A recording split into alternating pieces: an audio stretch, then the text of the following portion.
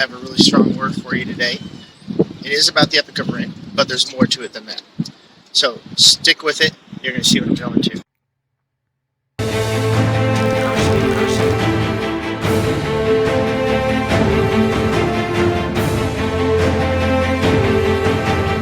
What it represents are people to this image and it relates concepts, it relates a story.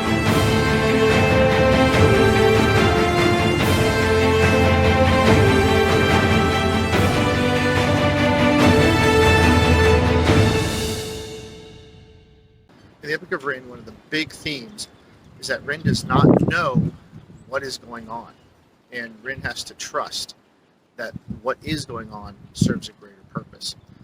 And I kind of wanted to put that into a big picture for you because Ryn is definitely a man of faith, and everything is in regards to his faith. It's about his faith, and it plays a huge part of his life.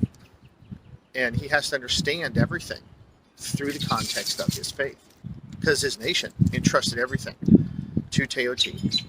They gave everything to him, and they did everything according to Teotihuacan's righteous way. They tried to, they struggled, but they did end up, they felt like they did a really good job. And then what came of it was a lot of suffering and a lot of chaos on top of some good things.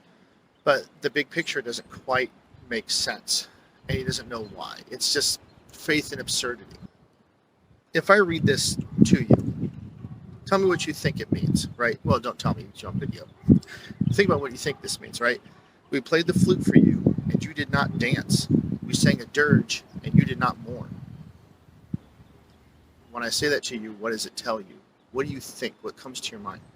This actually comes from a passage in Matthew, in the scripture, where Jesus is talking about John the Baptist.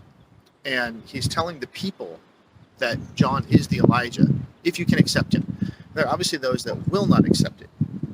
But then he says, to what shall I compare this generation? It is like children sitting in the marketplace and calling to their playmates, we played the flute for you, and you did not dance. We sang a dirge for you, and you did not mourn. For John came neither eating nor drinking. He didn't do any of that. Lived out in the desert on locusts and honey. And they say he has a demon. The Son of Man came eating and drinking.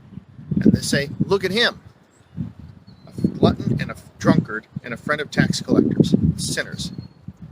Yet wisdom is justified by her deeds. So what is he saying in this? It's been taking me 20 plus years to try and really hammer out more and more depth to this passage and what it really means. And I've begun to understand it in the last 5 to 7 years, what it kind of means. And then today just took another level of understanding and what this passage means, because sometimes it just doesn't make sense. You read a passage of scripture and you go, I don't get it. It must mean something. I get kind of what it means, but there's more depth to it than what you think there is.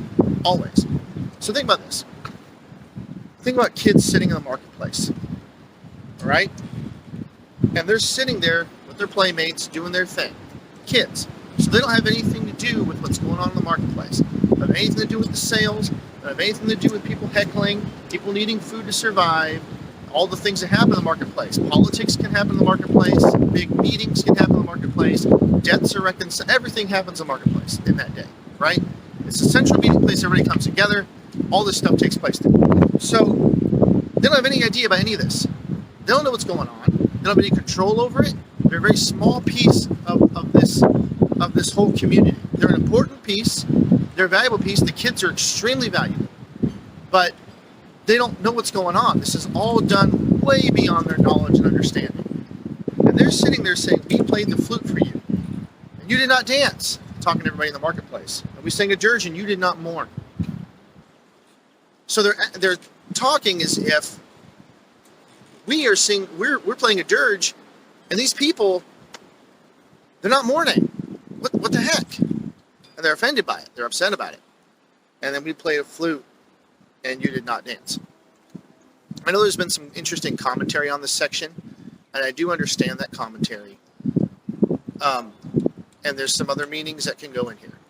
But when I read this passage, and I look at that, just taking it for what it is, you have kids in a marketplace, and they're saying these things, and they expect the adults just to drop everything and just to do what they're doing, even though that they have all this important stuff they have to take care of. They can't possibly comprehend. And he says it's like that. This generation's like that. John the Baptist comes, and he's not eating or drinking. And they're like, they don't like that. It's like, and so they say he's a demon because they don't understand. They don't know what God's doing.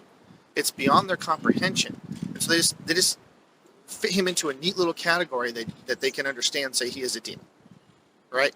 And they just let it be. But they're missing a huge picture. They're missing a big picture. But they will not accept it because they're thinking from their small frame of mind, their immature frame of mind about what John's about. He's got to be about a demon. He's not doing what we do. Jesus comes, eating and drinking. And they say he's a friend of tax collectors and sinners, and he's a sinner himself. Because they don't understand. I mean, obviously Jesus is a friend of tax collectors and sinners because he wants them to reconcile. But, they call Jesus a sinner. They call him a drunkard. They call him these things because they do not understand the bigger picture. They have no concept that the lost need to be saved. They have no concept that they need to be saved. They have any concept of what is sin and what is right and what is wrong. They have kind of a concept, just like kids kind of have a concept of what's going on. But they don't have a real concept of what's going on. They don't see the big picture. They don't know about the struggle in the human soul, how there's a battle for right and wrong, and how salvation spiritually is like we need salvation. They don't get that. They don't have that yet. Their salvation ideology and theology is primitive in comparison to what Jesus is trying to tell them. They don't know about cleansing of sin from the inside out. They don't get this. But Jesus does, and God does. So God's doing adult things in the marketplace, and they don't understand. And they're calling out and they're saying, we're playing a dirge, and you're not mourning. So they call him a glutton and a drunkard. And I think that, obviously in our lives as people, and even in modern day, we do this all the time, and I do this too. Like, I don't know what's going on in my life. I have no idea. I have no idea what God's doing with my life. It doesn't make sense. There is absurdity in my life. It felt like things happened. There was a train wreck. It doesn't make sense. I felt like I was headed to one way, and then all of a sudden it stopped, and everything just, I don't know. I don't know anything about that. I don't know what God's doing with it. What I do know is, it's beyond my understanding. I got to trust that God has a plan even beyond my understanding. In the Epic of Ryn, Ryn has to trust that even beyond his understanding, Teoti has a plan, which he does. And by the time you get to number 2, number 3, number 4, you begin to see what that plan is. You begin to realize what it is, and at the end, it's crystal clear what's going on, and it's something that could never have been done otherwise. And it's crazy to think about what can be done when God acts and we let